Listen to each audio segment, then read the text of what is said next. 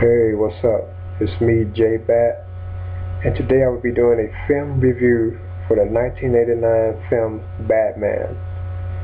It is based on the DC Comics superhero, and it was directed by Tim Burton. Now, this film is very known for having a dark and serious tone to it, which set the standard for other superhero films that followed.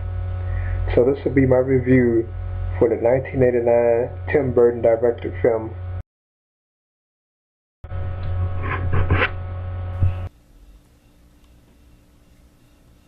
Hey, what's up? It's me, Jermaine, and today I will be doing a film review for the 1989 Batman film.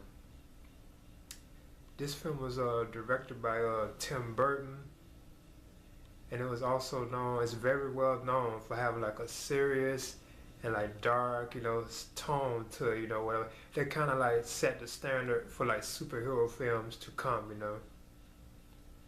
So this will be my review for Batman, the 1989 film version by director Tim Burton.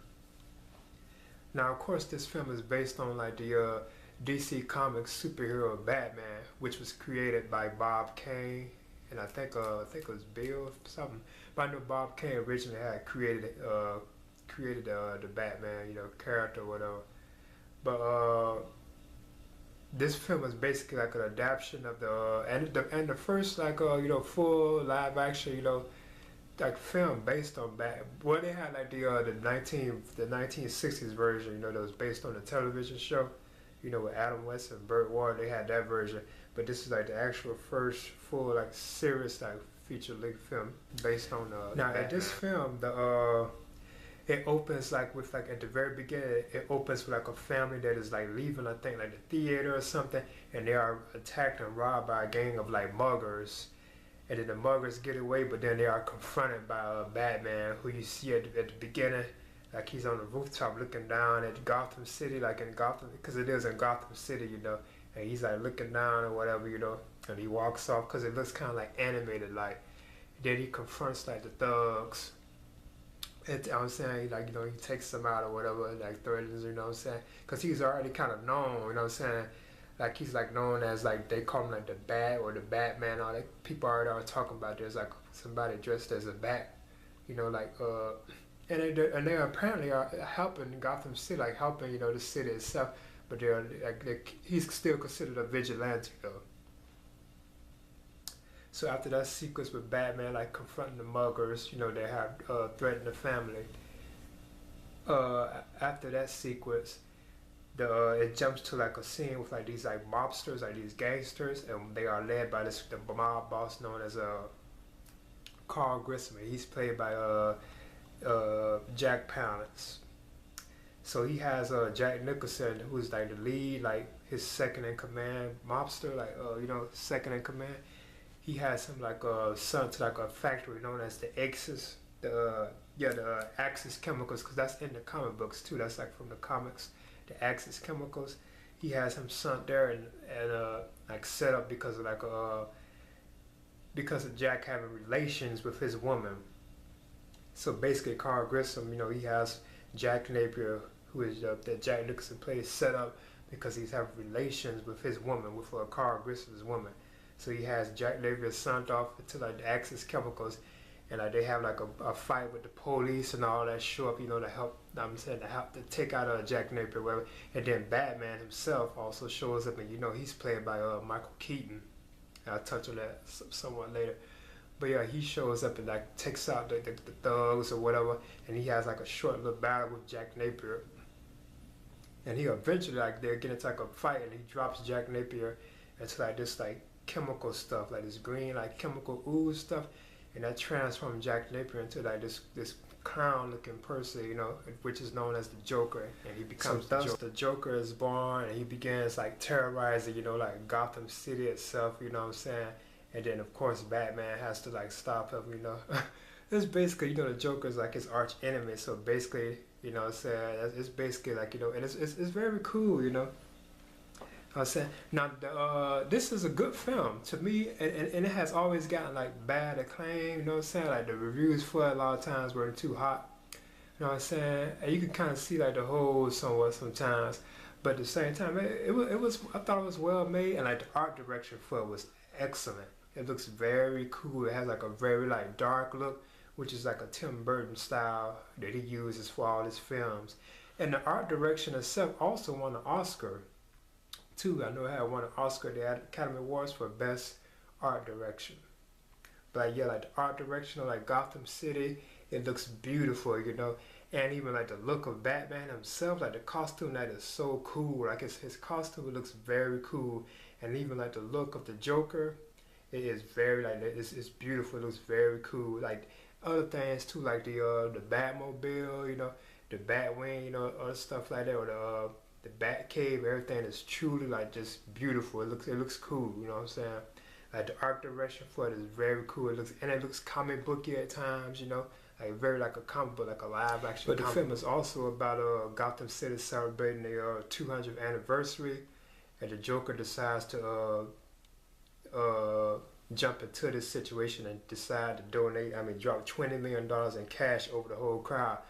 But in the end, he's actually trying to poison the whole crowd with like his gas, like his lethal, like, you know, smiling gas, because it'll kill you, you know, and give you like a smile, leave you with like a grin, you know. You know what I'm saying? That's what he's planning to do, and he does do that. But then Batman shows up eventually in his Batwing, you know, and takes him out or whatever, you know. I mean, it helps, like, kind of like helps the city somewhat, you know.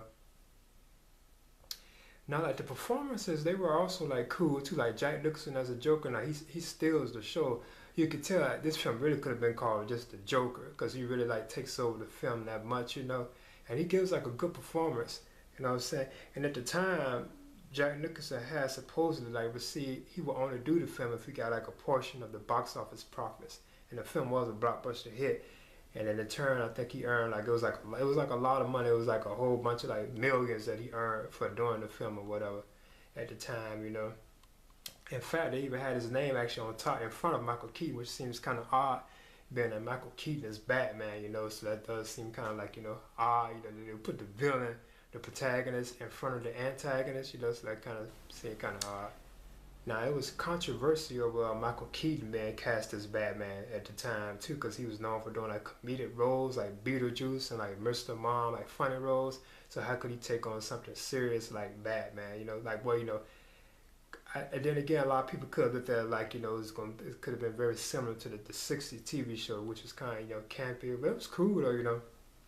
But it was like a lot of controversy with that. But he's good though, and I even still surprised at how good he was in the role too as Bruce Wayne and Batman. He was you know, pretty good in the film or whatever. You know, I thought he was good. You know, and I'm used to him always being funny too. Even after Batman, the roles he mostly did, you know, were like funny and stuff like that. You know, now like and they also have like Kim Basinger, or I think it's Basinger. I forget her last name. It's either Basinger or Basinger. She plays the role of Vicky Vale, who was also in the comic books too. A very, saying, because you don't really hear too much about Vicky Vale, but she's from the comic books, and Kim Basinger plays that role in this film, and she does it pretty good.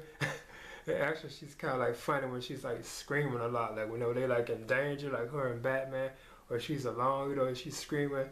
It's kind of, I always thought that was kind of funny, like the way she like screams and stuff like that, you know. Then you got other people in here too, like Commissioner Gordon's in here, and he's played by Pat Hingle. And Pat Hingle went on to play Commissioner Gordon in all 4 of the Batman films from '89 to 1997. And you have Alfred, who was played, you know, Pennyworth, who was played by Michael Goff, and he played Alfred from Batman in 1989 to like the 4th film in 1997. So they're also, and they give like good performances too. And another one in here is you have Harvey Dent, you know, who eventually becomes Two-Face. You know what I'm saying? Now, Billy Dee Williams plays this role, and Harvey Dent, from what I know, and what he always been played as, he's always been played as like a Caucasian male, but they have a African-American male playing him in this film, but he doesn't become Two-Face in this film, but he's in there as Harvey Dent, and Billy Dee Williams plays the role. Now this film was like the musical score for it was excellent. I love like the musical score for it, and they also used it on the animated series, the Batman the animated series back in the early '90s. They also used it for that series too, like the music. It was created by Danny Elfman, who also does like a lot of like scores for like Tim Burton films, you know. But he did like the score for like this film, and the soundtrack for this film, like the whole soundtrack was like by Prince, who did like the songs like "Bad Dance" and stuff like that. Cause they had like a video playing like other songs too, you know. I think it was "Scandalous." I think that was another one that was cool too. They has like some cool songs by Prince in it, you know, in the film. Now, it's a lot of things that the films touch on that were like in the comic books kind of heavy, like the situation with the Corto Maltese, you know, like from Frank Miller's graphic novel, The Dark Knight Returns. That was the place that Superman was like fighting against like the people, whatever, like, and he was like picking up missiles and all that, throwing them at ships and all that in Frank Miller's graphic novel. So Vicky Vale has pictures of that in her magazines, you know, kind of to open up the film with her when she's beating Alice. I think his name is Knox, and because Robert Wood plays that role. They're like news, like, you know, people, whatever, they report the news and stuff. Then you have this was also the first appearance of the grapple gun. Now, it actually was in Frank Miller's graphic novel, The Dark Knight Returns, Batman, but it was like a rifle on there. Whereas in this film, this is the actual first time you see it being shot like a projectile, like a gun, like it shoots the rope out. I was saying that Batman, you know, he can swing or he can like pull himself up and stuff like that with it. And that's my favorite Batman gadget, by the way. You know what I'm saying, is the bat grapple, you know, the grapple gun. And Batman also has like the I think did he use batarangs? I can't really recall. I know he used the bat rope. You know what I'm saying? Stuff like that. He also has the Batmobile, which is very cool looking. And it has like guns in it, you know what I'm saying? And it has the flames shut at the back. That is very cool looking vehicle. Plus like the Batwing is also in it because he uses that kind of towards the end of the film. And that's like very cool too, the Batwing itself. Even the look of the Batcave was cool, you know, because he had like bats in it and it was like very dark. You got like computers and like surveillance TVs and cameras and stuff. It looks like very nice, you know what I'm saying? It's very cool, you know what I'm saying? It has like a very comic book feel, you know what I'm saying? It just looks real good. Like the art direction for it was like excellent. And like I say, I remember going to see this film. I remember going to see this at the theater when I was like just a kid. I know my mother had took me to see it. I was like way back when it was back out in 1989. She had took me to see it at the theater, and I still remember that because I was only 10 years old too at the time. I was only 10 years old when I went to see the Batman film at the theater. And it wasn't, and Batman's my favorite superhero, but it wasn't the film that really did it. I was always a fan of like the animated stuff, like stuff based on Batman, like the animated series, you know what I'm saying? That's what really drove me, like, you know what I'm saying, him to become like my favorite superhero, you know what I'm saying? Because Batman is my favorite like superhero. But it wasn't the films. And I'm a fan of the live action films, like the two Tim Burton ones, you know. Then you got the two Joel Schumacher ones and the Christopher Nolan films. I'm a fan of all those, you know. But yeah. And the film, like I said, it also gives like origin tales. It gives like an origin tale on why Bruce Wayne, why he decided to become Batman. You know, it gives like that origin tale. And also, I'm saying it features the Joker's origin too, somewhat. And they're kind of like loosely based on how they was depicted in the comic books, but they're very similar to how they were depicted in the comic books. Because the idea of the Joker actually killing his parents, I ain't want to spoil that if you haven't seen it. Jack Napier.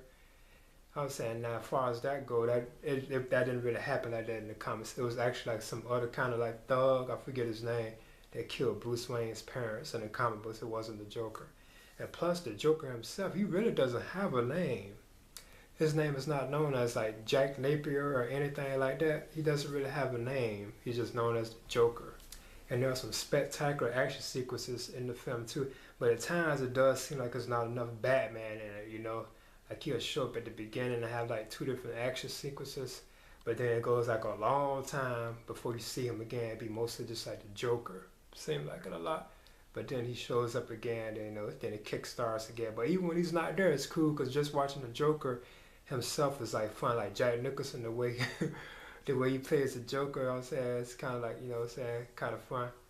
I always thought it was kind of odd that he looked kind of stocky too. You know, the Joker, he looks kind of, because Jack Nicholson was actually skinny when he was much younger.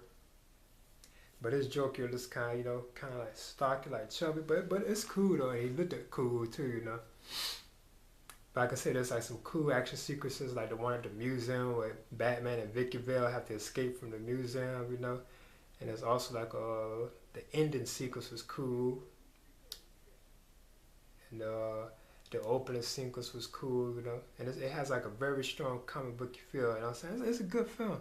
And of the 4 Batman films, I believe that was really the best one to me, you know what I'm saying? It was my favorite of the first 4 Batman films from 1989 to 1997, because you know you got Batman, Batman Returns, Batman Forever, and Batman and Robin.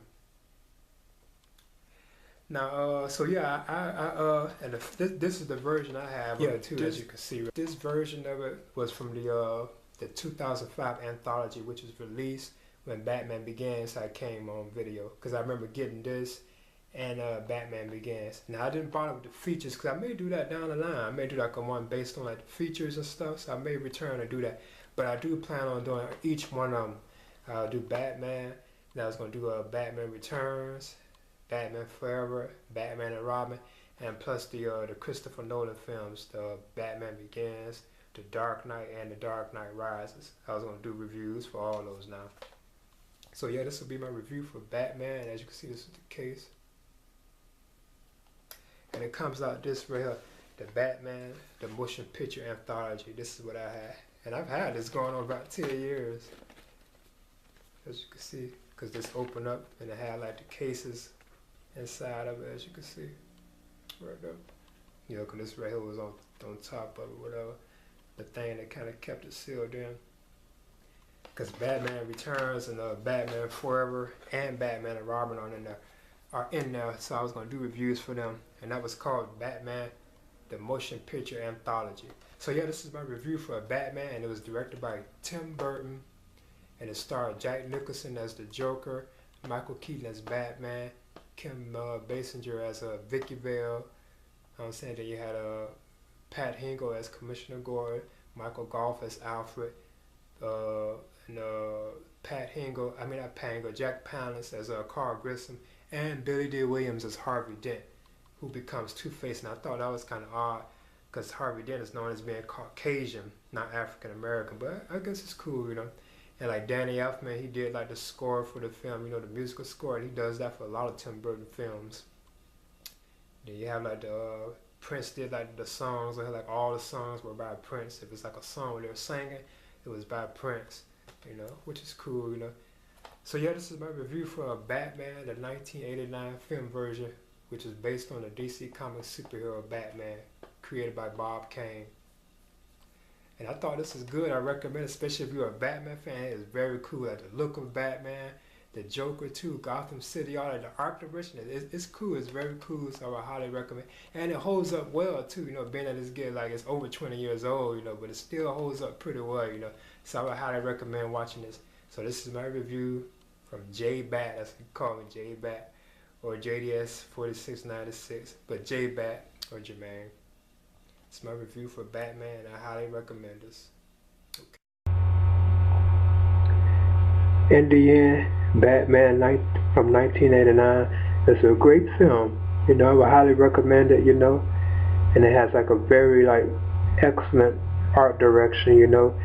And like it was like, you know, that's the way that Tim Burton films most of his films. They have like a dark tone to it, you know.